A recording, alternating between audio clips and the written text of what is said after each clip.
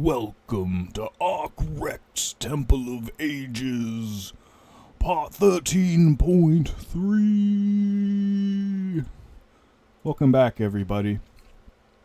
This one should be pretty amazing, and I spent a lot of time doing it. It was kind of funny how it all just kind of jumbled together tonight for the most part from all these ideas I had over the days and weeks, and how we get a little further into the 13 presentation.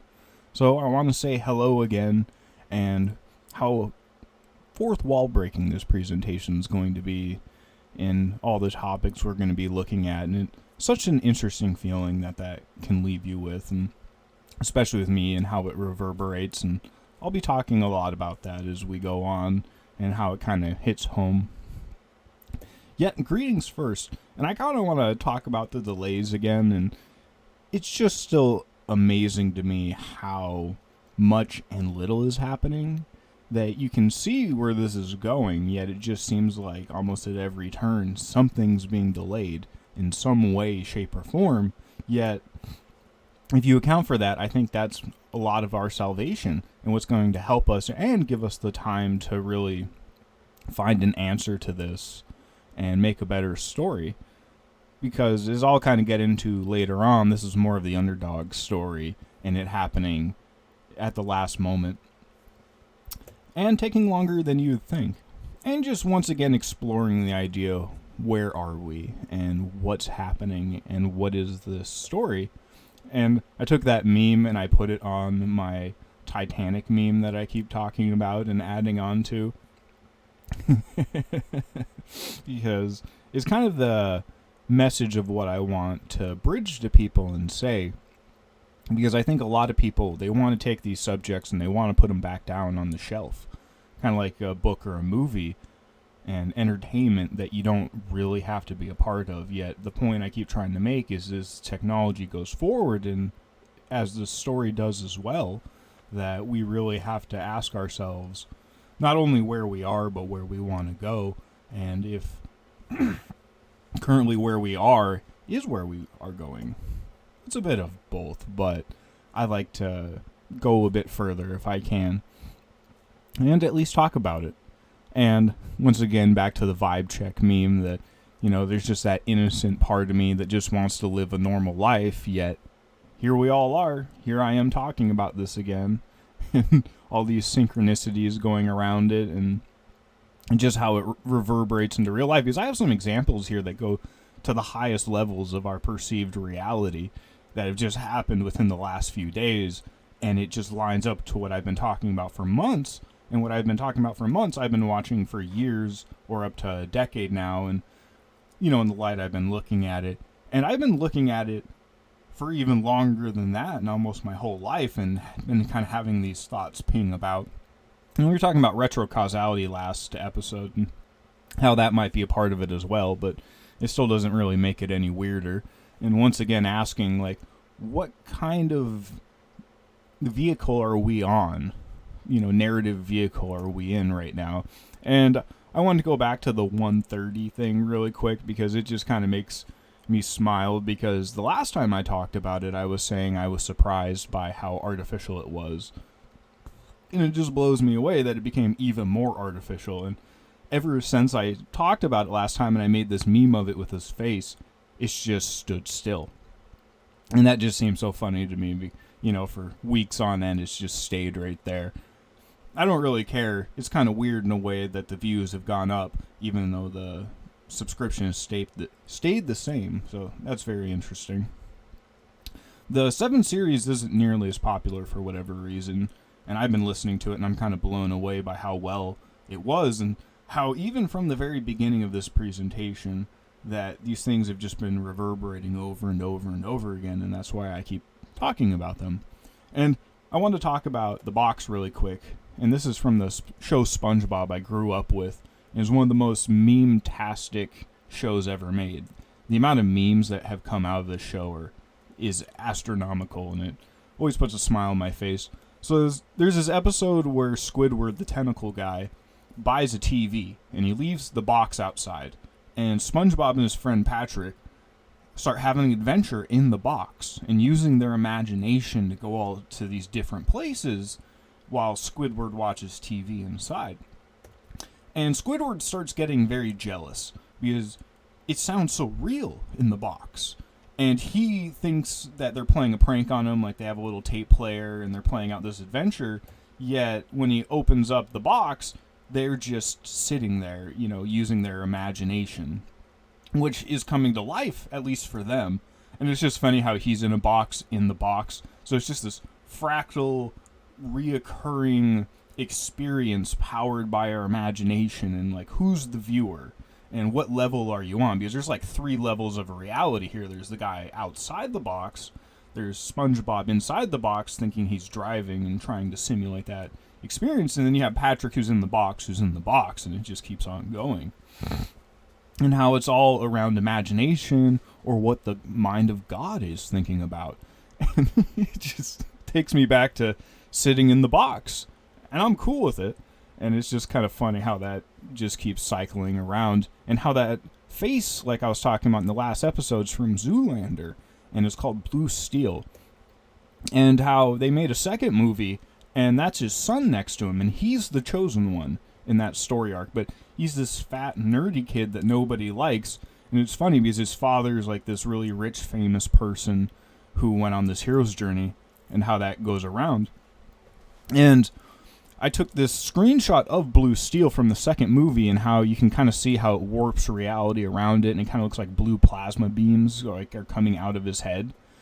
And I wanted to relate that to Anakin Skywalker being a chosen one, and how he has the blue lightsaber, but how you can go from good to evil. It's your choice. And there's this scene right here where he's talking about synchronicity, and you can see behind him, I believe it's like a little snake right there behind the pillar. And, he's over like a pit of fire, and, all the Greek and Roman architecture. And even Owen Wilson and his father start using their force powers when they start making that stupid face. I like making it too. And how that's the same idea of Neo in the Matrix, that not just the chosen one can have the special powers, that anyone can do it. That, Neo, the one, anyone can be the one. And they're trying to stop this bullet in midair. So they're literally doing what Neo does, because that's his original superpower, is manipulating reality to stop bullets and time itself. And his son says, even though he's fat, he's got the fire within him. And he makes that, what most people would say is a stupid face, and bends reality itself. I love that little face right there with his father, how it distorts reality and, makes it sillier, but I love laughing at it. And they're saying the prophecy was true. He was the chosen one, because no one really believed in the prophecy until it happened. Like, they thought they made it up. And it didn't matter if it was made up or if it was just imagination, that in the end it came true if you figure out how the system works, and just how that reverberates back to our own story, and realizing the one we're in, and starting to understand the framework of it so we can plot our way forward. I hope that further explains that meme and why I put that face in there. Like, I'm just chilling, learning how to be a better me, and imagining a better future and all this chaos when I can. And if I'm going to put it in a box, then, that's not going to last forever. Especially if, it's trying to be forced upon me. And is one of the reasons, and being stuck at 130, is I made the 113 series. Is I kind of dedicated it to that idea and that number, because it seemed to be significant. Even if I didn't fully realize the significance of it yet. I'm sure, like, the serious thing, because just saying, a few years ago, I didn't really look into the serious thing, and I didn't really care about it. And just the last year, how much it's just bombarded my life. Same with the whale dream ideas and all of this stuff. So I imagine in the future, just more of it will as well. So once again, buckle up, Buttercups. It's going to be a fun, bumpy, interesting, weird ride that has peaks and dips. And you can imagine the Bill Hicks analogy when he talks about the ride of life. Or the ride of life. The ride of life. So I found this meme right here that's from How to Train Your Dragon, which has these huge parallels to Kundalini. And they relate it to Deadpool because he breaks the fourth wall, so he can interact with the audience itself. And so he does all these jokes, and when he's doing, he's being all funny. and everyone else that's serious in the story and a part of the main architecture is like, what's going on? And the audience themselves reading the story are really happy about it and smiling and laughing. Yet we're kind of blending all of these together, all these different levels.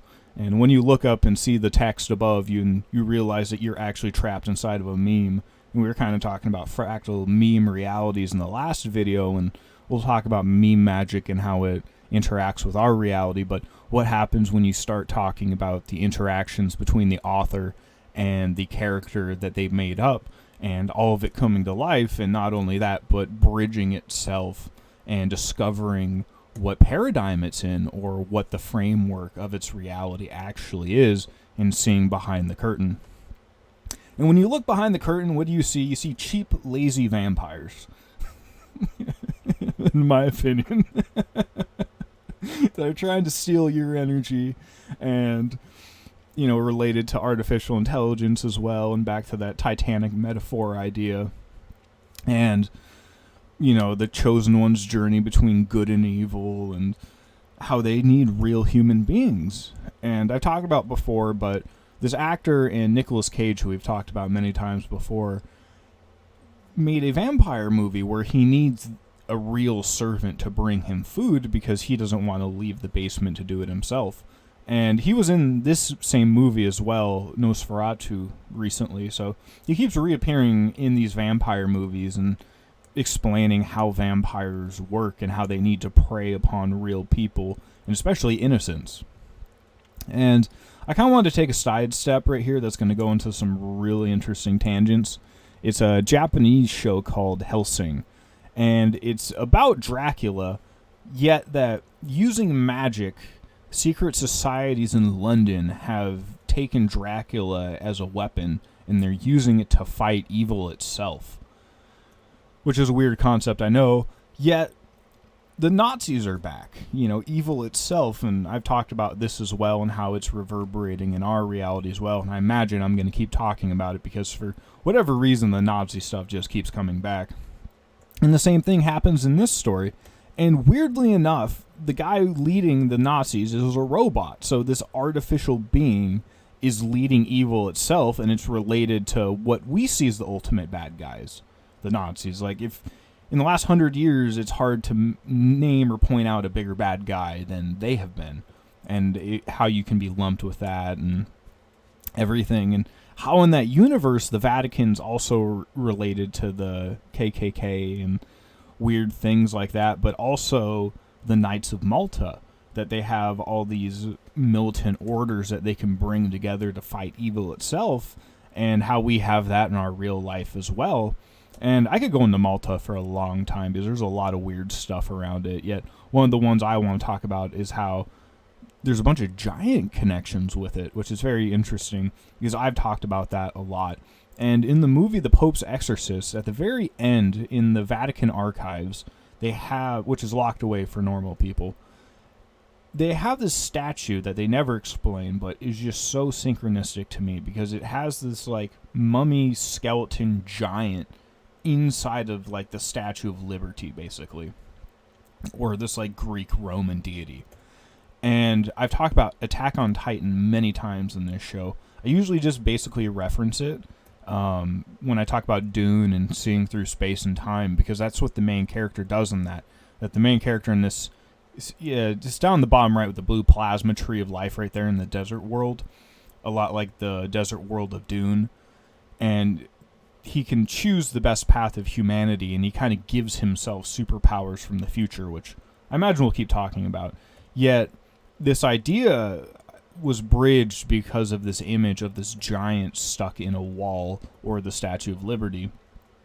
And, you know, the idea of being in the mind of God, and interacting between your lower self and your higher self, and choosing which path you want to move forward. And if we bridge that back to Ghostbusters, the first one, they're in between the two towers, you know, the two Sirius towers, and the pyramids in the middle, and the lights at the top where the capstone is. And it's bringing ghosts and imagination to life. And it brings their worst, well, one of their worst fears to life, the Stay Puft Marshmallow Man, which is gigantic. And in the second movie, they bring the Statue of Liberty to life. And they're in its mind. So this idea of being in the mind of God or a giant robot or the Statue of Liberty kind of keeps reverberating itself. And that's even linked back to religion and how they might be covering up this idea of giants as well, which I was just talking about, and how they show in their own movies and symbolism. And in that movie, to defeat evil, the main character has to be possessed by evil, which he overcomes. That evil can't stay within good. And we'll kind of talk about that later with Neo in the Matrix. I don't have the slide for it right here, but when Neo jumps inside Agent Smith, that he can't handle it. The vibrations do not match, so you don't have to worry about it being permanent if you have a good vibration. So back to the vampire, and he is basically not a reincarnation. He can shapeshift himself. So he was originally Vlad the Impaler that gained all this magic, and he became the original vampire. And basically they revealed that every person whose blood he's drinking has been stored in a giant hive mind in his head. And that when the conditions are right in the show, that all these people can come out and be manifested in the real world. And, once again, back to that Loki idea of being in the mind of God and the interaction with it.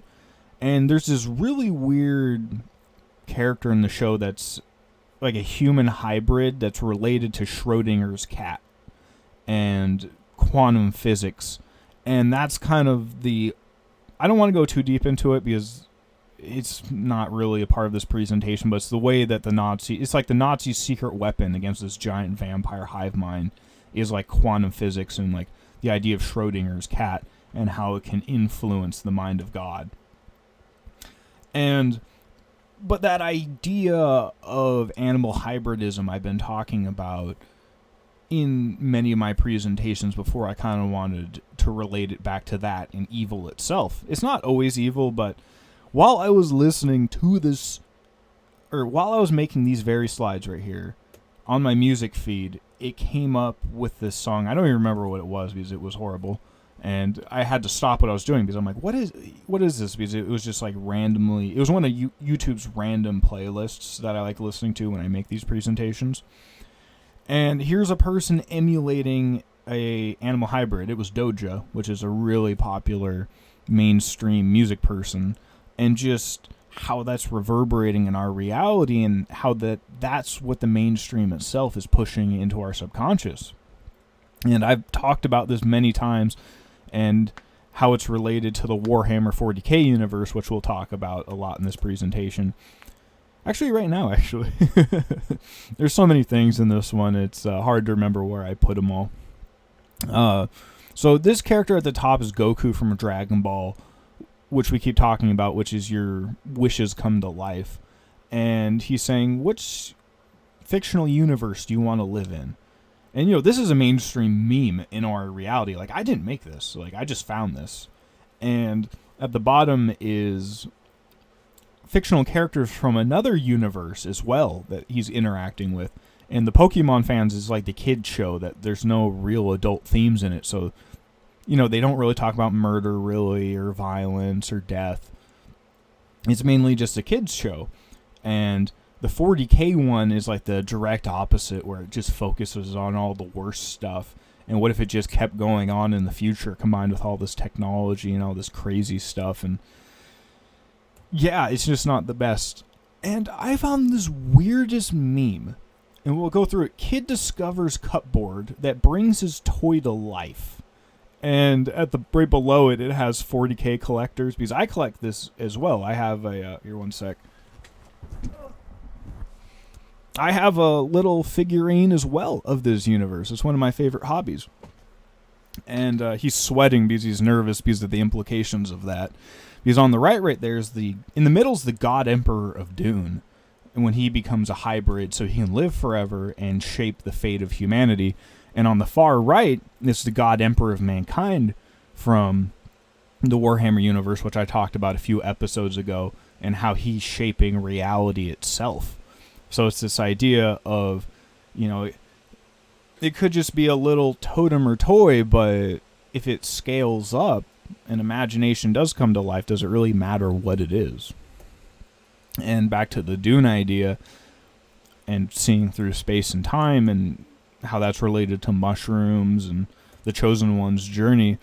And I found this meme. So in 40K, I've been talking about the 40K gods because it's one of the biggest, I feel, truth drops of the series, that they're these interdimensional beings that are basically thought egregores that feed off humanity, and they feed off the negativity of it. So the more negativity that humankind is experiencing, the more food they have. And in the top left right there, that's a picture of a Rothschild that he had taken, and everyone was saying how demonic it looked. So they replaced a chaos god with a person in our real life because that's how they're styling themselves. And how they're purposefully structuring humanity for more misery than would normally be there so that they can eat and be happy and just keep cycling this chaos more and more and more so they can get stronger. And I kind of wanted to make a side note right here that they have orcs, the big green fantasy monsters in Warhammer 40K, and that it's mainstream that they don't really understand science and technology, yet their imagination comes to life. So if they want to do something, like, they paint things red and they think it goes faster, but their minds are so powerful that it makes it actually happen and manifest to a certain degree in their reality. And that's why they have the whole God Emperor thing, because their reality intersects with this immaterium where all their thoughts are, and they can reverberate at certain points. So, it just goes deep. And I found a meme of this, not a cell phone in sight, just people living in the moment. And, that's a meme from our reality, but we've combined it with this crazy universe of chaos. And there's so many memes we've made of this. And I found this one on this, just a short I was watching on YouTube, and at the bottom it says, with 666 likes, can't have PTSD when you're having fun. It makes me think of that universe and putting that to the test, because this universe is just awful. I found this other one of the person saying, I want to live 100 years.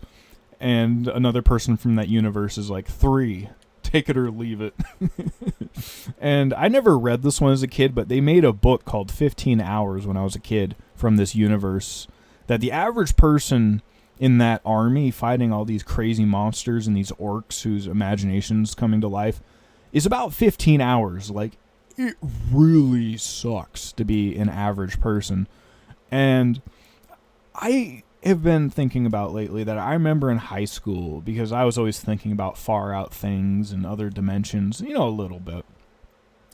And thinking, like, what if the Warhammer universe was real somewhere, I could interact with it? And I'd always stop thinking about it a little later in that because it was always so silly. Yet I'm just kind of like looking back at that now and just like, oh, like please stop, in a way, right? I'm rolling with it, but just like I'm trying to take myself seriously and be sane and build stuff in real life and not just talk about goofy stuff. It's a funny balance. So in that universe, they have this group called the Ordo Chronos.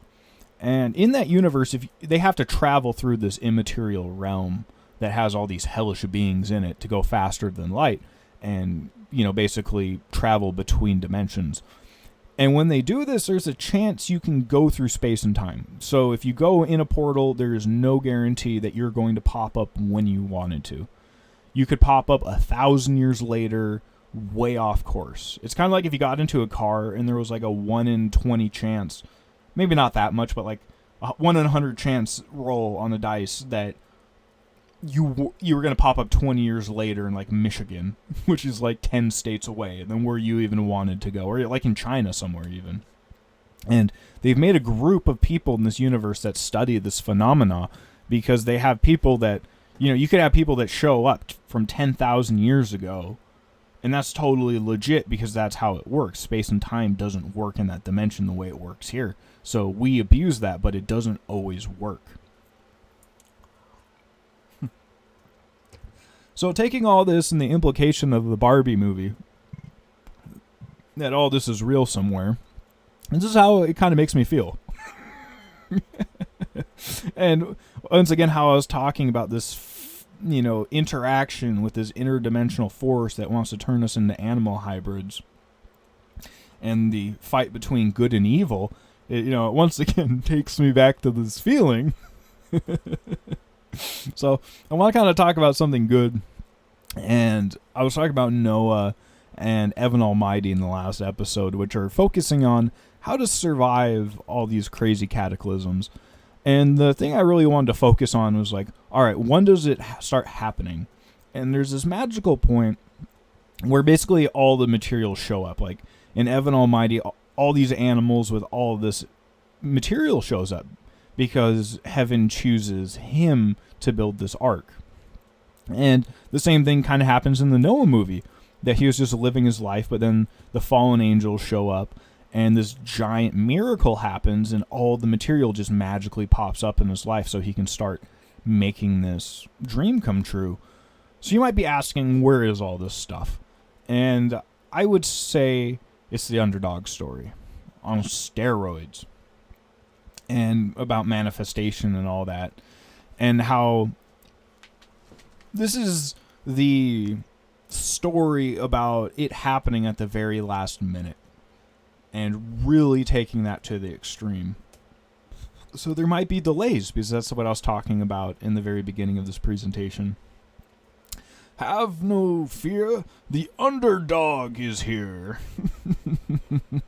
I'm getting better, but part of me wishes I could go faster. Yet I'm rolling with it because it seems to be part of the story.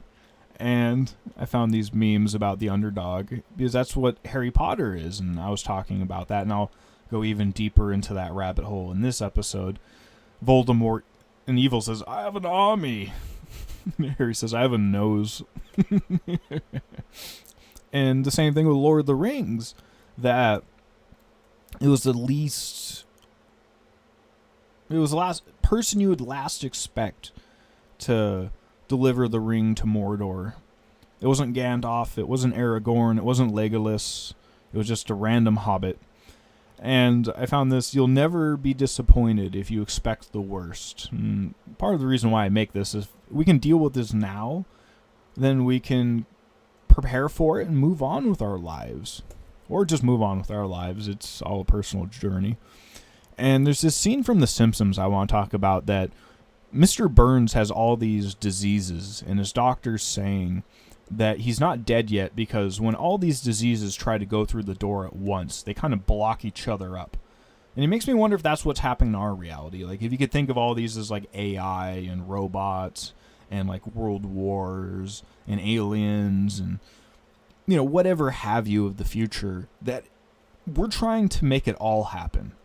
And that takes a lot longer than if it was just one thing or the other. And I think it's all kind of blocking itself up. And not that it won't happen one day.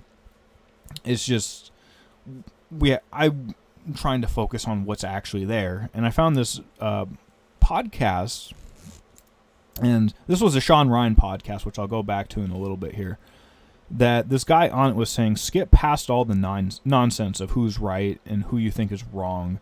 You'll get confused. Like, just look at the information and the paradigm of what's happening, the overall narrative structure, and go with the information and not whether or not you think it's right or wrong.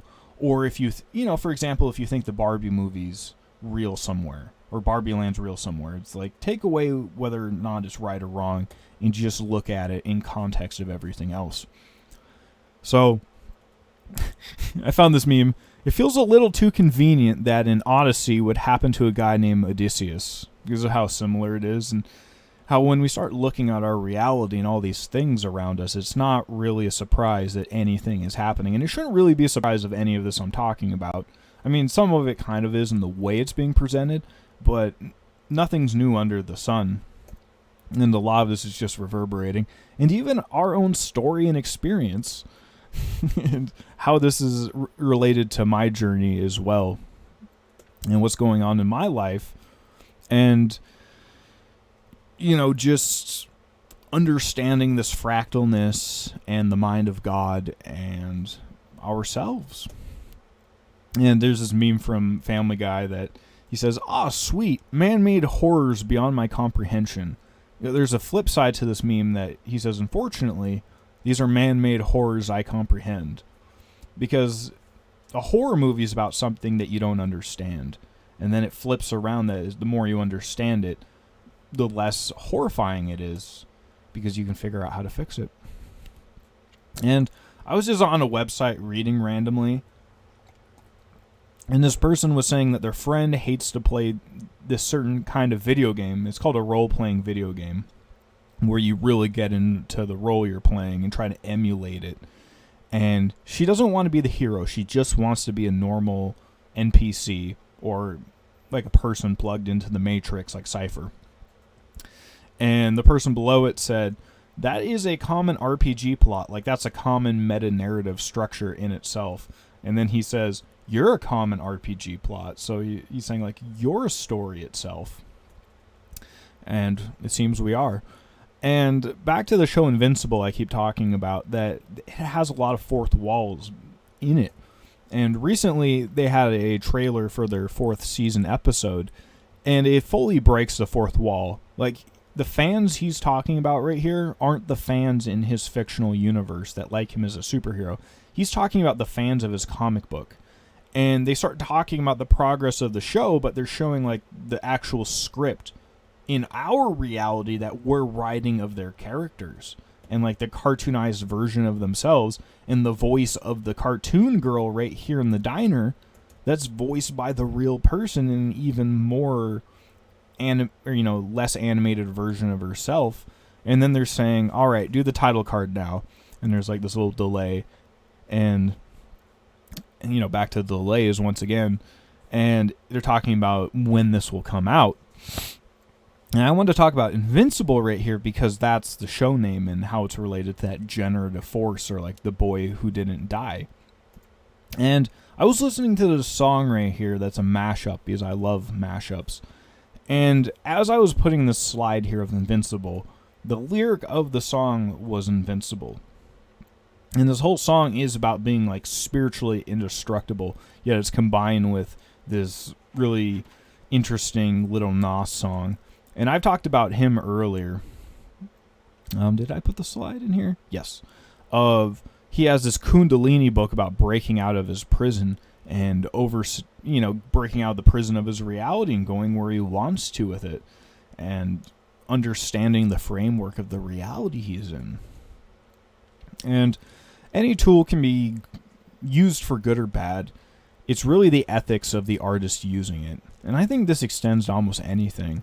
That even if some guy had they took Excalibur and used it for evil, then it was them using a tool for evil. And I apply that to almost anything I'm looking at. Even if you're talking about spiritual practices, because I think most people would say to that, they just mention a dark spiritual practice, which was just the dark side of a more vague spiritual practice that could have gone a good or a bad way. It's just that we will give names to the specific incarnation of evil, yet I keep talking about how even demons can rise and be redeemed, and how that people can change their mind of what they're doing, so the art can change as well, and people can change their minds. Because this was the scene where he broke Excalibur on his quest, yet he changed his mind and decided to say sorry and change his ways, and he got Excalibur back to change reality again. And I wanted to talk about Deadpool and Wolverine here, and I found this picture of them working with the directors. Yet what we're talking about is, like, imagine this was actually happening. Like, these fictional characters, we're talking to the directors that made and wrote their script in our reality. Like, they bridged that gap, that framework. And once again, back to Loki and in the mind of God and meeting your creator. And we get back to the idea of how our reality is structured and the story we're in being a little too convenient. And how it relates back to our own individual stories as well, and how we can all pick up this mantle in our own way and discover more of ourselves. And keep breaking the fourth wall and inserting this serious meme in over and over and over again, but it's just how I feel and how I'm just like looking back up at all this is even as I was making this presentation, as I'm making it now, and it's how it's all blending together. So I'm going to include a little bit about myself here, and I'm really not going to get into the weeds about this or go into specific words yet. If we're talking about the scripts of our reality, I kind of want to talk about here, because my name basically means that I'm the replacer of the highest peace, or the bringer of it, that there's an old system but we need a new one, and it's focused on like the highest community and peace possible. And my father's name means the foundation or the rock of the highest peace and happiness possible, basically. Or the foundation of a follower of good. So I am the guy that has the idea for the new awesome community. That's my name. My father's the foundation for the guy that follows good. And my grandfather's name is the follower of the highest Frenchman. And my father was born on an aircraft carrier in France. And he's a middle child, by the way. So that's some dedication to the craft. And that I've talked about before, that he made a point that one of the only books he ever gave all of us and made sure we had was Harry Potter. And he had his own signed collection of it, I believe. And just how significant that is to my life synchronistically. And he had only one other, really. He wasn't that big of a book guy. It was Alexander the Great, and he had an autobiographical signed series about him. And I have weirdly Greek and Roman toes. I'm not going to really die on this hill yet. I kind of see those genetic markers in myself going back, and how at our vacation home we had the Lion's Gate at our property, that we had the two lions there. And I never really thought much about it till the last few years. And I found this picture right here of a Freemasonic little apron of ask and it shall be given to you, seek and you shall find, knock and it shall be opened unto you. And it has two sphinx or lions as a gate, as the two pillars, of Sirius, but you have the one in the middle, and the idea of ascension and enlightened consciousness from it, and how this is related to secret societies. And he retired from the Navy, and both my grandfathers were military officers, and went to go work at a private military contractor called Khaki. And I don't even know what these are. They just do a lot of weird stuff, and they're very vague about what they do. And other parts of my family work for the government with security clearances and make supercomputers for them and sell cybersecurity. And it's just interesting how this all blends together, and how I could have gotten inroads to all these paths, and I chose not to, because I did not really want to be a part of this, because I started seeing the moral implications. And I don't have a slide for it, but the 9/11 Joe Rogan podcast, which once again relates back to Sirius, and how these interdimensional entities are basically giving us technology, showing us how to build it. We're building our own electronic prison, and they're trying to live forever vampirically from us and trap us in a false hive mind consciousness. It was some pretty crazy stuff to be exposed to in the middle of my cybersecurity degree, and kind of made me lose some oomph for it, because I started looking into it, and I was like, I couldn't really dispel it as easy as I thought I could, and here we are. Hi, everybody. And nowadays, Khaki, one of their focuses is arming special forces soldiers and the U.S. Army. Like, they get big contracts. And I specifically wanted to talk about a few technologies here that are kind of like my hobby to follow, and that's thermal and night vision. And a little far.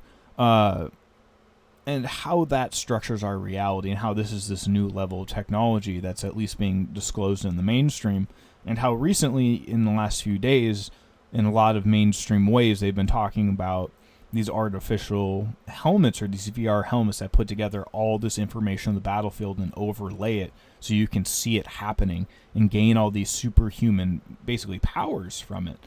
And this made me think of the Predator movie with Arnold Schwarzenegger, that this alien predator has this mask that allows it to see in all these different spectrums and know all these different things, and if they have a weapon, and facial recognition and night vision. And because you have night vision and thermal, they're different things. And there's all these channels on YouTube, and I like to watch this one right here. And it pops up on my feed every once in a while, that he tests out these solutions against thermal scopes. And it's just ridiculous, these things, that you could be hundreds of feet away in a forest, and if even like a little inch of your skin is sticking out or what you're wearing, they'll see you like the Predator from the movie. Like you'll be like a fire in the night to them. And just all these ridiculous things you have to do to hide yourself from that. And this is a big topic as well, thermal mitigation and the things you can do to make yourself be invisible. And this was explored in Predator, and that channel earlier I was talking about did this experiment, jumped in mud, and it worked. It's just, I want to find ways that you don't have to jump in mud all the time to be invisible from thermals. And all these other things, like, it's just interesting to me because we're combining, because if you think of like Alexander the Great, the idea of logistics and overcoming the world with technology and tactics, that you could beat anything if you had the right idea of how to do it and could combine everything together in the perfect way. And how my family has had such a military focus and on creating these technologies, and how I want to do that in my own way in context to all this weirdness coming down the pipeline and trying to do it in a moral way. Because I used to own this drone right here. It could fly up 400. It could fly up higher than 400 feet, but that's just how high the government will let you fly. And was connected to 9 different GPS signals or satellites. And it could stay up for 20 minutes and had a 4K camera that had really good resolution. Like, it was crazy, like how good of a view you could get to it. And nowadays you can pre-program to fly around so you don't even have to control it. And it's just crazy. And I've been following the Ukraine loosely, that they're deploying all these new military technologies there. And one of the big things is they're just ruining tanks and infantry. Like, you can just fly a drone with a grenade in a tank hatch or a bunker and destroy everyone in it. And so they're making like all these big cages, and they call this like the barn tank, and crazy things so that drones can't land in their tanks when they're not looking, because they can just come from anywhere at any time. And they can have guns or explosives or rockets or anything on them because they're already that good. And they've gotten to a point where they have fiber optic cables on them, so you can't jam them anymore. They're just going. And there's this YouTube short, I believe, called Slaughterbots on YouTube, where they talk about, this was like 10 years ago, they made this composition sketch. And, this idea that what would happen if you had all these miniature drones and a giant swarm of them, and they had facial recognition, and they were linked up to a central AI, and, people were hooked up to that centralized system so you could coordinate all these systems and integrate humans and robots at a level we haven't seen yet, especially publicly. And this is the Sean Ryan podcast, and he was recently going off about this automated stealth bomb fighter that's like 20 feet tall that doesn't need anyone to pilot it. And this guy has like 3 million subscribers, so this is like one of the biggest pre-programming people right now. And he was just talking about those VR army helmets. He was just talking about these drone fighters that can just take off by themselves and go up in the sky and land themselves. And this is how Terminator starts, just talking about Arnold Schwarzenegger. And one of my main reasons for wanting to build semi-submerged concrete dome homes that are self-sufficient far outside the boundaries of our current society. Not that far, but a little further would be nice. And relating it back to me, my name is James, and I was born at a hospital named after my dad, uh, and a saint. And I was born on Lily Road, which has some interesting spiritual ties, and that Harry Potter's parents were named James and Lily. So it's just weird how this all ties back to the boy who lived, because like the very spot I was born, in the very town I'm in right now, telling this story, is related to Harry Potter and my name itself and my whole story. Once again, back to that idea, feels a little too convenient that a guy born at a hospital named after his father, who is synchronistically named and born after his grandfather's name, that has to tie with what I'm currently doing and what's happening in the world. Like, well, of course I know him, he's me. And just the fourth wall breaking nature of it all, and just this meme. Coincidence? I mainly think not, but I leave the door open because I'm not 100% sure on that one. It's very convincing, but the lesson so far is, be open to being wrong, but you still have to move forward with what you think is right to a certain degree. So I want to talk about the movie Interstellar real quick. It's a man about living his normal life in this world, just going to chaos and trying to provide food for his family. And to do that, he has to go on this crazy hero's journey throughout space and time itself, because he can't just keep maintaining in chaos.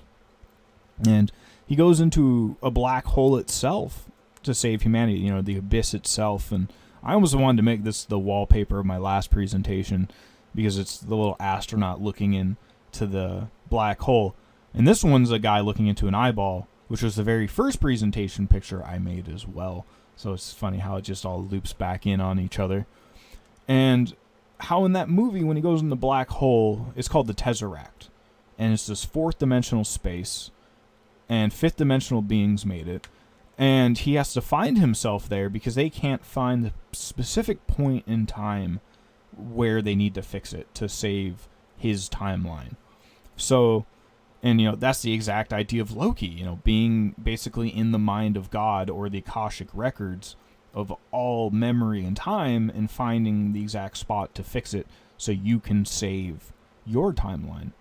And basically, he goes back through space and time and gives synchronicities to his past self and his daughter, to give them the answers to basically make this self-sufficient society and escape this chaos so they could have better lives.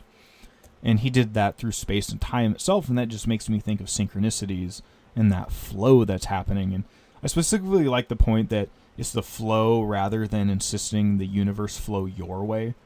So it's like, this presentation's like, I didn't want to make this for a long time, yet here I am, because I'm finally going with the flow of it. And there's this scene right here with the sun, right above his head, of this self-sufficient society that all of the people he loved is now a part of, because he went through space and time and left all these synchronicities so that they could prepare for this cyclical cataclysm and survive it and go out the other end squeaky clean. And just how it's like a time loop, like I was talking about Loki earlier, like creating our own time loop to survive cataclysm, and how it was represented as a circular spaceship in this, but you could see it as like a whole timeline itself, or like, being in the mind of God, or Loki, or the Tree of Life.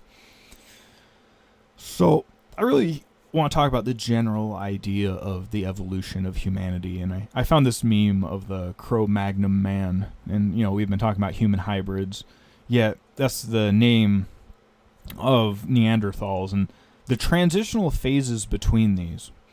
I didn't put a lot of slides into it, but there's a difference where we used to live in caves, and we were more cannibalistic and beast-like, and then we started to evolve more, as the story is anyway, and we started to gain fire and tame animals. And when we did this, that's how we defeated these beings that lived in caves and were very feral and animalistic and cannibalistic. So you think of vampires, right? These ancient tales, and when we finally domesticated animals and fire, that's when we could finally stand up to them, because they were naturally stronger than we are. And, they came out at night. And that's why we needed fire to fight them. And back to this idea of this dog spirit or serious spirit. And if you can tame it, you can gain these superpowers. Which is basically, the ye old version of that is fire, because what that allows you to do to nature. But now we're moving on to the next step past that. And I wanted to talk about Romulus and Remus, the story of the boys raised by wolves that started the Roman civilization itself, and how it's connected to that, and how recently they made Alien Romulus, which is the idea of this relationship between us and the abyss and vampires, yet how that relates to civilization and humanity, and the story we're going towards, and imagination itself coming to life. Because Alien was H.R. Geiger's idea, but I would say that wasn't his idea. He was just tapping into it, and he helped bring it to life and bring it into our subconscious, which we'll get back to later. And I want to talk about Chris Chan again. The Truman of our reality, and just how much our reality is swerved off the path, and how deep we have to go to really start fixing these issues, because it's the whole kitchen sink at this point. I mean, it's crazy. Because he's basically gone down the wrong path in so many ways. And there's so much trauma in his life, in my opinion anyway. And how his big focus is bringing imagination to life. And I just kind of want to say brace yourselves a little bit here. There's this... Because if you looking at him, I want to take this idea of degrading innocence and comparing it to our overall reality in a meme in it, and how on his shirt right there he has a fictional character called My Little Pony. And when I was growing up, this was a pretty popular meme that you'd stick a My Little Pony jar, or you'd stick an anime figure in a jar, or a fictional character in a jar, and you'd put your generative force on it over a long period of time. And then people would take pictures of it and post it online. And, that's very mentally disturbing. Yet this idea of... I didn't include the slides of it, but I've talked about it many times before. The idea of Dragon Ball and bringing things to life is, the generative force, the balls. And how much the word ball and like 2-ball cane and things like that in our reality relate back to this idea, and how you need a male and a female to bring something to life, and that's like a very crude symbolic representation of that. And the idea, if you're in the mind of God,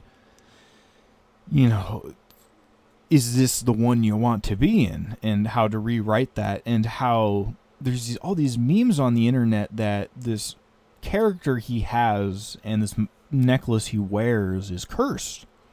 That he's trying to sacrifice his friends in reality to bring this cursed spirit to life. And this is just random people on the internet that are talking about that it's a popular meme that this necklace is cursed. And you can find a lot of pictures about this.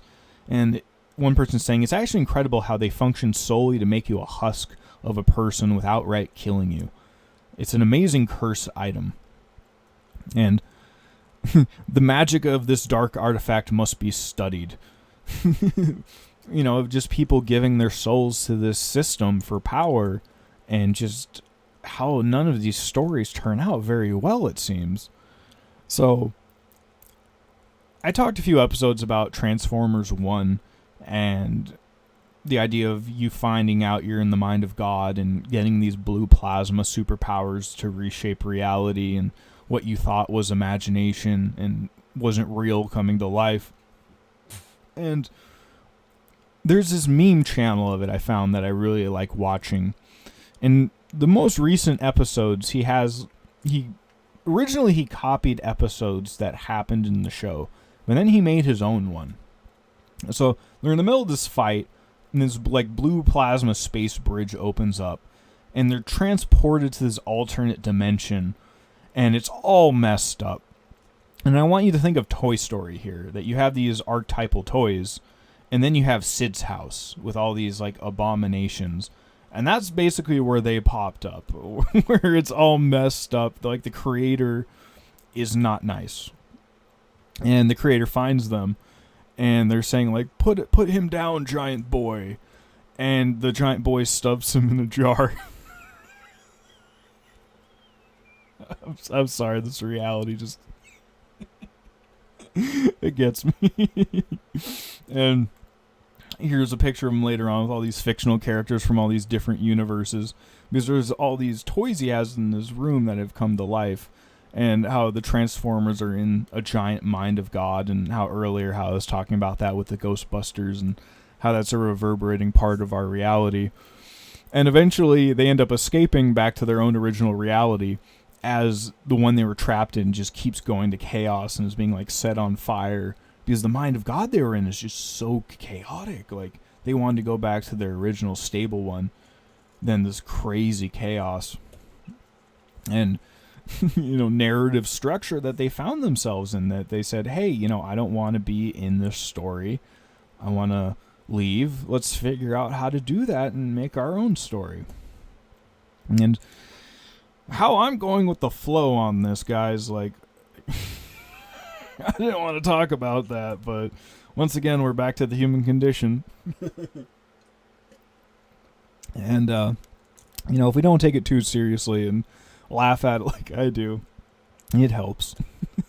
So I want to talk about Halo and our reality, because the White House itself has been releasing AI tweets telling you to fight against the abyss, to join ICE so you can deport people, and relating Donald Trump to Halo, and because they're releasing a new version of it.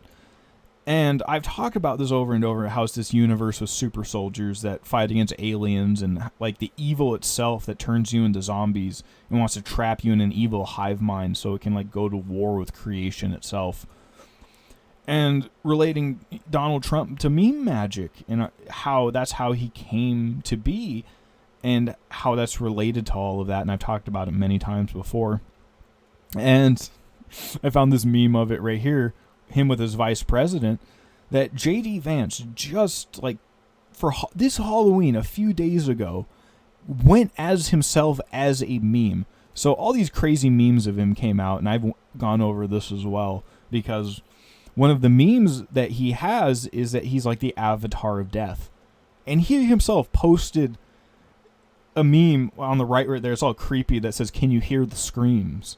Because he's like the incarnation of chaos and death in our realm, and like he's causing like death to everyone, because he visited the Pope, and the Pope died a few days later, and then he visited India, and I think India said he couldn't come to visit the Dalai Lama because they didn't want him to die.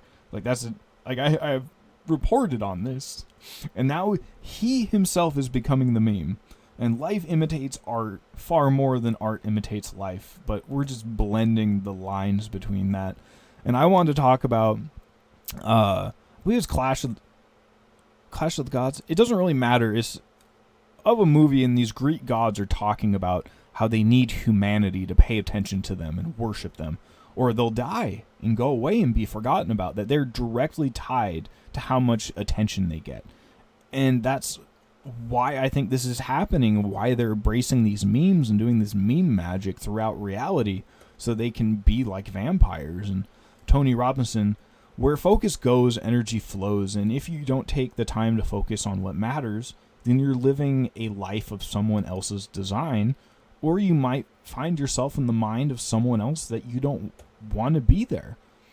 And I kind of want to transition this to the Men Who Stare at Goats, which is a movie about how the army was experimenting with psychic powers and things like that, and relating it to Jedi and like force powers, which I was talking about earlier in the presentation as well, and how this character right here, who was a Jedi warrior in Star Wars, he's Obi-Wan Kenobi, is Danny from The Shining, and imagination coming to life, but vampires are in that, and trying to harness, the generative force. that's related to whales. So, the vampires trying to take over the whale dream or the mind of God for their own evil designs so they can live forever. Now that keeps reverberating back to that. And I kind of want to go back to my own life here, that I couldn't find good slides for it, yet there's a conspiracy, especially from 4chan, which is where all the meme magic stuff really came from in the first place, about Gate. And basically how it's the government trying to find talented and psychic individuals through the public tutoring systems. And I just remember all these hazy memories of sound tests, especially in like the 5th and 6th grade, in a room with no closets that I can't really remember much of at all. And a bunch of other weird stuff as well. And I remember one person relating that because there's this civilization game where you model a civilization and you go throughout time and the whole timeline and play as a strategy game on your computer.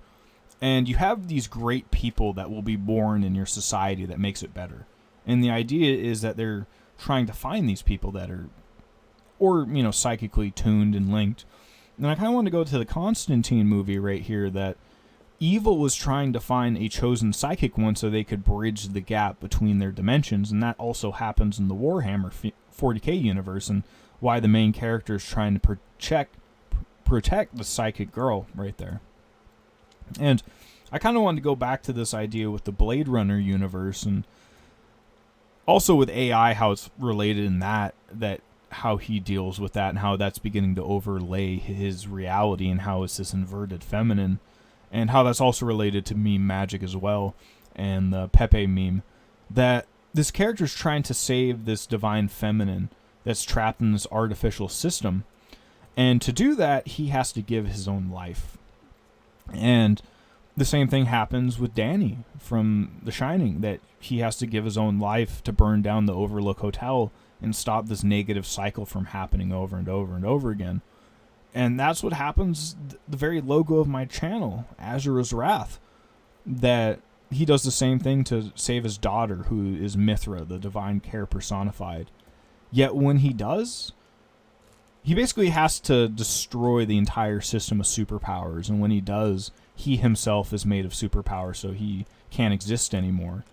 So, but his anger's gone. Like, he's left all of his trauma behind, and he can leave, because it shows his spirit goes on to be with his wife, and he leaves his daughter in this new golden age to live out this peaceful story, which happens in the Shining movie, that he saves this little psychic girl from the vampires and gets rid of the vampires in the Overlook Hotel so she can go on to live her life without being haunted by all this evil, and he can go on into the afterlife, which is shown in the movie that the original hotel caretaker, who originally taught him his psychic powers, he went on and on and on and on, and he even told Danny at a certain point, like, hey, I can't keep coming back here, like, I got new stuff going on, and I can't just keep coming back to help you, like, you probably have a pretty good idea of what to do right now. Like, you grew up, bro. And that's the never-ending story, how it just keeps going on and on and on. Yet it's about cleaning up before you leave the hotel room of life, or your Titanic hotel room you might find yourself in. And I want to talk about Shrek, and especially Kung Fu Panda, about these unlikely hero archetypes. And in the last presentation, I was showing Shrek and how it relates to the Kundalini journey, and even being sent to an alternate dimension and making the right moral choice to escape that fake, false reality and find the divine care once again. And how in this story, the main character, who's the chosen one, is the last person anyone chose. He's just like a noodle cook at the bottom of the hill that was late to the entire thing. Like, the whole event started and, like, he had to, like, jump over a wall with, like, some fireworks strapped to his chair. And when he does, he, like, falls in the middle of it. And the ascended master's like, you are the chosen one. And, like, no one believes it. And, like, they treat him very harshly for it because he doesn't fit in. And he's just this giant goober, like, meme lord. And that doesn't take much seriously. And they're taking it all really seriously. And there's this really good quote here that one often meets his destiny on the road he avoided takes it. And that just reverberates with me because I've tried to ignore this a lot, and yet here I am, back here. And that this ascended master, like Yoda, he basically, when the evil comes back, Yoda basically is like, peace out, everybody, and like goes to sleep and never wakes up again and becomes a ghost. And he still helps from time to time, like the hotel manager from The Shining, and goes on to do other things because, they were pure energy in a meat suit and they moved on. And because they passed the moral choice. And you can become an evil ghost too. It's just, do you want to be an evil ghost? I don't want to be an evil ghost. So in the story, the Chosen One is trying to get the Golden Dragon Scroll, this Kundalini dragon that's related to Dragon Ball Z once again, and making wishes coming true. And it's funny, when the villain gets it and he opens it, he's like, what is this? And Poe's like, it's just you, brother. Like, it's just a mirror that shows you. Hey, you. You too can be the Chosen One if you do the right thing and have the right vibration.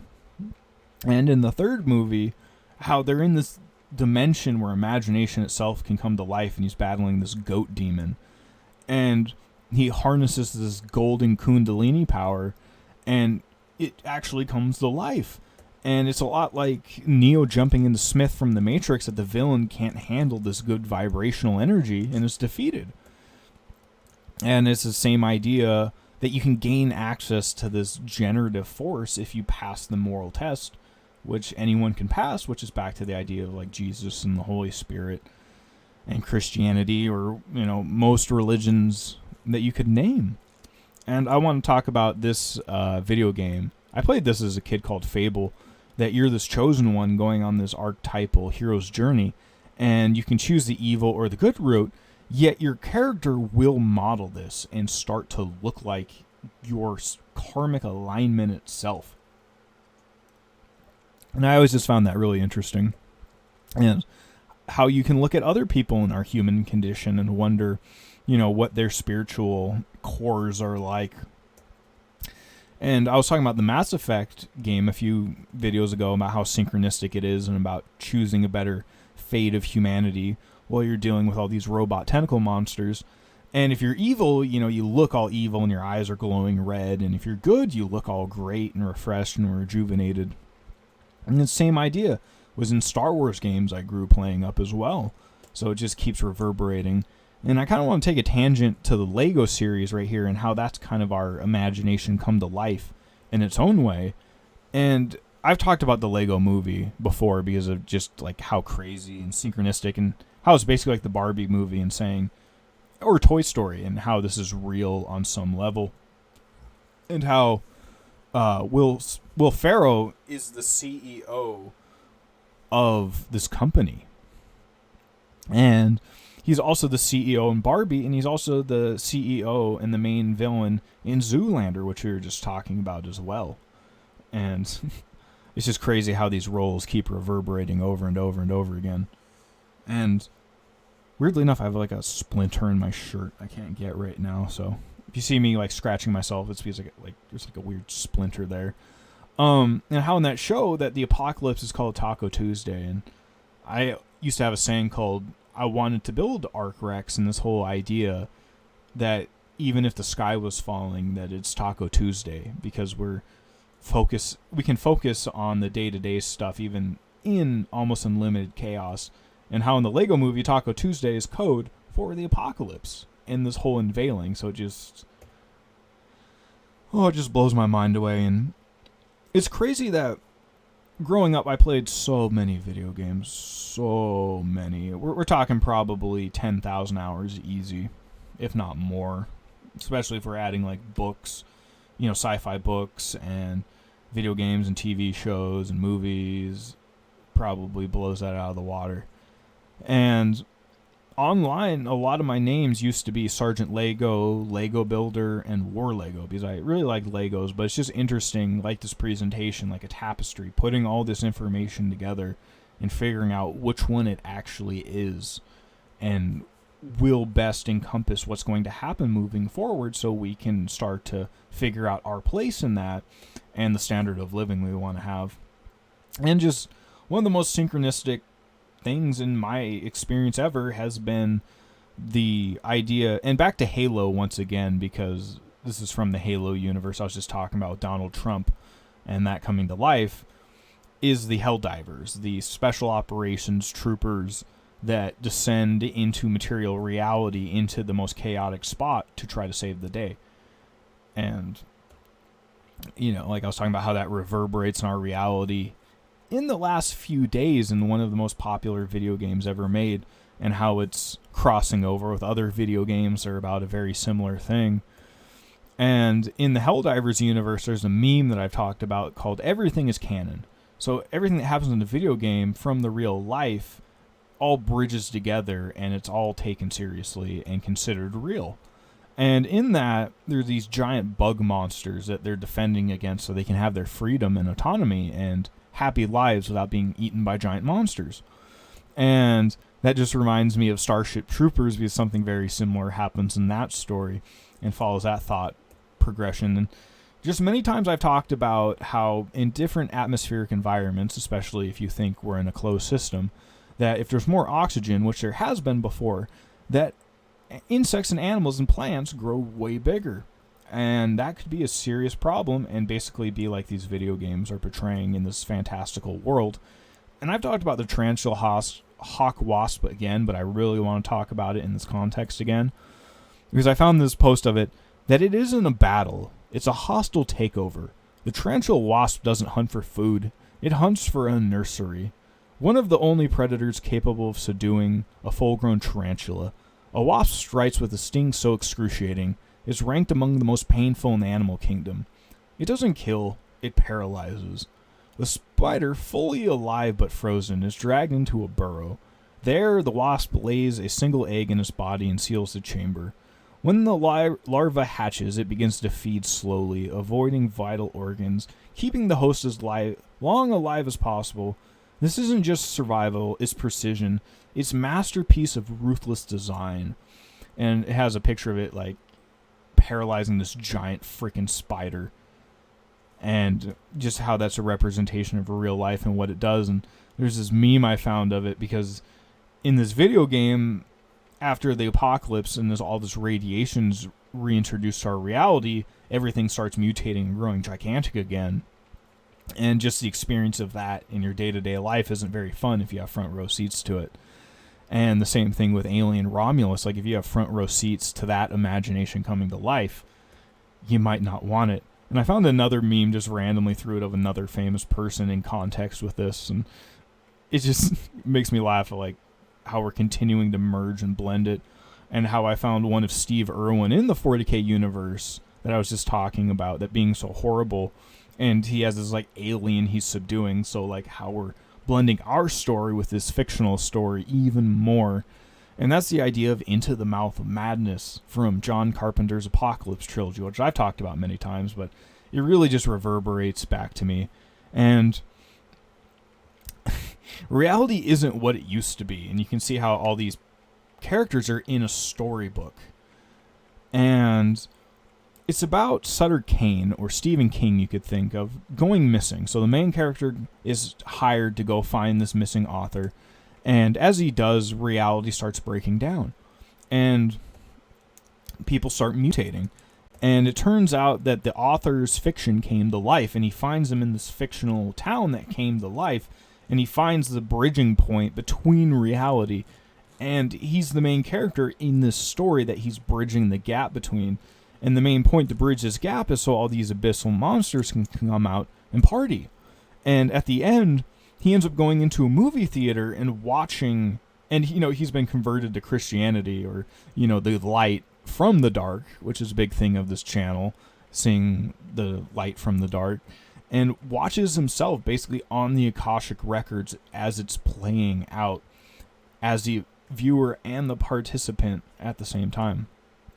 And once again, that takes me back to that Truman meme that I made for the 40K universe of me in high school wondering about these very same thoughts, and it's just crazy.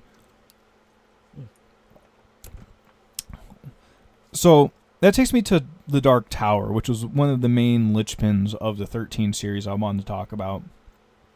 And I read this in high school as well, so it kind of relates to that meme I just had as well, that Stephen King wrote. And I remember it so much even now.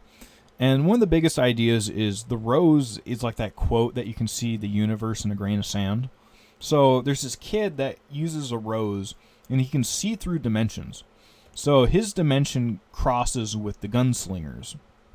And the gunslinger is this heroic character who is represented by the generative force and basically has superpowers, and he says that he can see the face of his father.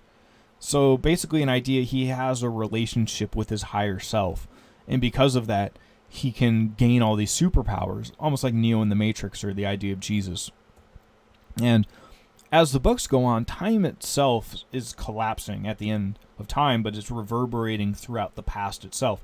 So one book will be in the future, one will be in the past, one will be in his past, one will be in his future, and it just keeps blending them all together. And he even meets Stephen King at some point. Like, Stephen King self-inserts himself into his own story, and he meets his own fictional character. And that's not even the ending of it. Like, that's towards the end, but this is kind of crazy. And my idea is, if you're meeting your creator, or you find yourself in the mind of Stephen King, which is the whole idea of the mouth of madness, you might want to find a better one, in my opinion. And how the It story just got rebooted, like, just for Halloween this year. The second episode just came out, and my gosh, is it evil. Like, this is the evilest one yet. Just, it made my jaw drop just how gnarly some of the special effects were, and just how purely just evil, like, just meant to make you feel uneasy. Just what they're allowed to show now, and that's where we are now. Like whoo, if we're just beginning. And why this is a big part of my presentation. And how in later books he's in a dream itself, and conscious that he's basically in a dream that's in the future itself. And how in all these stories he can travel between these worlds through doorways. And I do that in my dreams through doors or elevators, which I've talked about before, and how that's been represented in media. And at the end of his journey, he reaches this dark tower, which the whole series is named after. And it's basically his Akashic record. As he goes up the stairs, he sees his entire life till he gets to this top. And it's pretty much implied that it happens again. It's a cyclical cycle of him living life innocently, but then eventually figuring out the entire narrative structure of his reality as time itself is falling apart into chaos, which is basically the Loki show as well. And just blending memes and humor into that as well, and deciding, what we're going to do about it. And how there's this recent meme of how they found this ancient jade green mask, which is like the Mask movie, and bringing your imagination to life.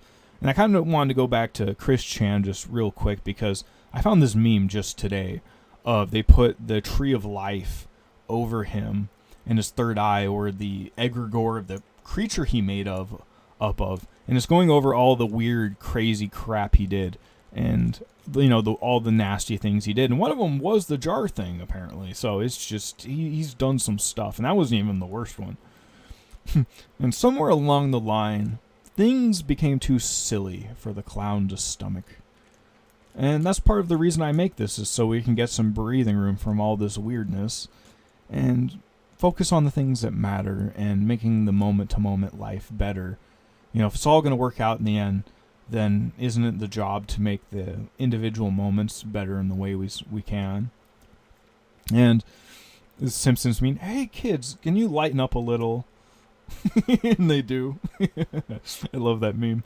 And I'm just going to do a really quick speed run version of my vision moving forward.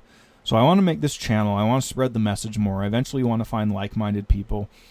And as the chaos increases, I want to take the ideas of basically from everywhere, of traditionalism, but also technology, and the idea of being, letting go of the negative aspects of materialism, and like taking the lessons of monks. And if the housing market collapses, that you would be in the price range now that you could rent a house and start recreating prototype systems and buying food in bulk so you could redistribute it to people that wanted really good organic food that were having trouble buying it for themselves, but also expanding it to other things like a gym, a sauna, a greenhouse, things like that, where people could go to do it at one place without having to be in the system and paying extra for doing each of those things. And you would also save time by putting it all in one place.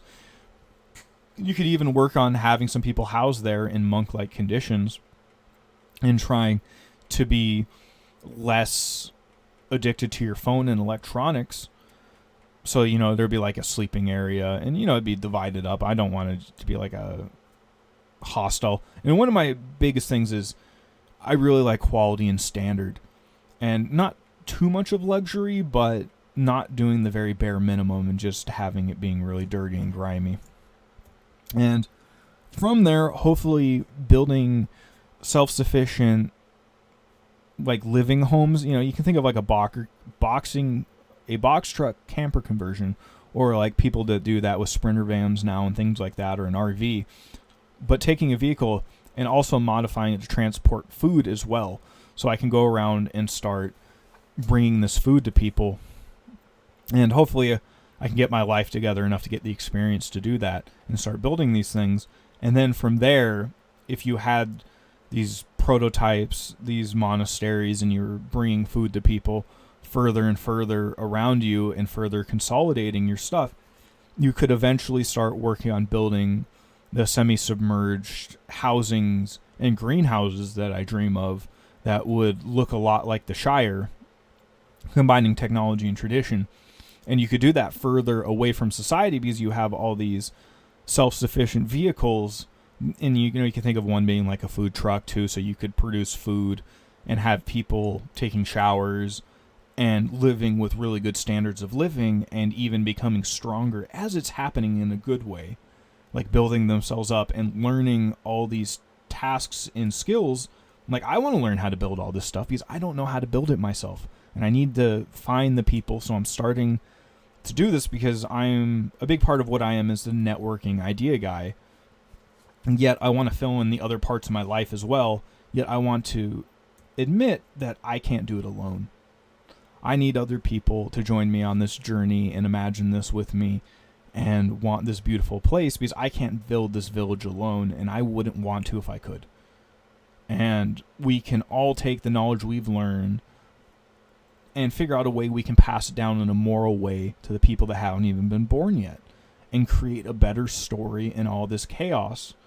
That's a lot like that Titanic metaphor that I keep talking about.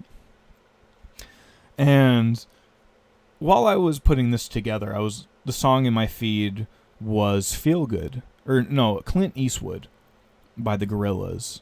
And it's the Gorillaz is the only band I've ever seen in concert in real life ever.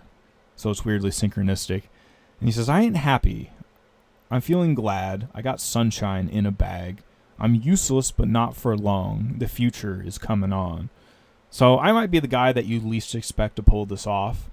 Yet the future's happening, and anything could happen, especially as imagination comes to life and we really start breaking down the fourth wall of reality and our own meta-narrative structure and figure out where these creator beings in this test to figure out the story we make.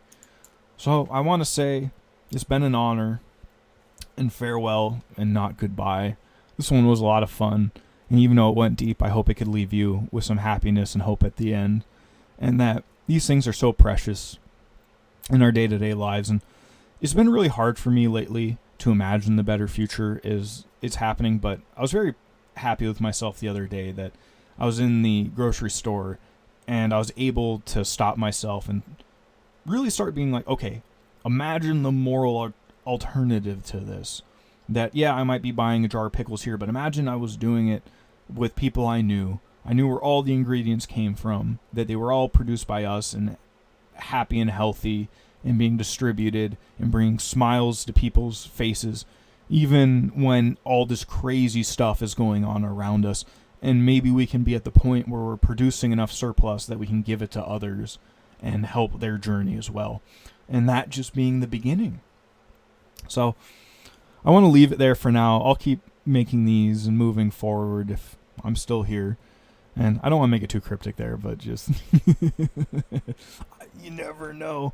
I think it'd be kind of weird that I would make all this and it just randomly ended at some point. Like, it just seems kind of silly. And that's part of the delays that I think it's so delayed right now that if it all just magically happened right now, that it wouldn't happen the way it needed to be, that it had to be this slower cycle to give us an opportunity to do this. And also, I might be wrong about it, but I at least wanted to give this a shot, so I say I could, because I did want to build a better future and not just keep going about my day-to-day life and trying to get my own individual perks in the sinking Titanic. And that I do think anything is possible. And that if it is delayed and at the very last minute, then it's an even better story. It's just a bit traumatic for the people that have to live it out with the boots on the ground. And once again, that's why I made this channel. So, wherever you are, day or night, I want to thank you for joining me, and I'll be back. And please leave comments and feedback and any synchronicities you had with this as well. And have an awesome time wherever you are. Peace.